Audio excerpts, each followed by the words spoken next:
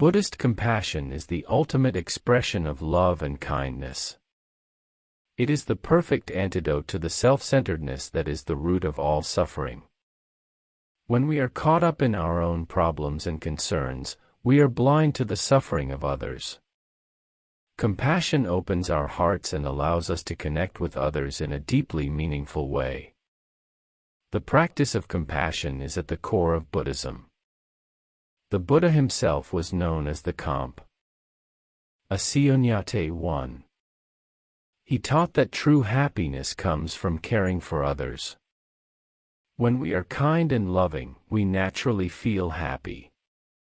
This is because our actions are in alignment with our true nature. Buddhist compassion is not just a feeling of sympathy for someone who is suffering. It is a deep empathetic concern for their well-being. We feel their pain as if it were our own and are motivated to relieve their suffering. Compassion is the foundation of all Buddhist ethics. It is the first of the four noble truths that the Buddha taught. This truth is that suffering exists. The cause of suffering is our selfish desires. The end of suffering is possible through the practice of compassion. Compassion is also the central theme of the Bodhisattva path. A Bodhisattva is someone who is on the path to enlightenment but delays their own final awakening in order to help others. They are motivated by compassion for all beings and work tirelessly to relieve suffering. The Buddha taught that all beings are connected. When we feel compassion for another, we are really feeling compassion for ourselves. We are all interconnected, and what we do to others, we do to ourselves. By cultivating compassion, we are creating a more peaceful and loving world for all. There are many ways to practice compassion. We can start by simply being more mindful of the suffering of others. We can offer a kind word or a helping hand.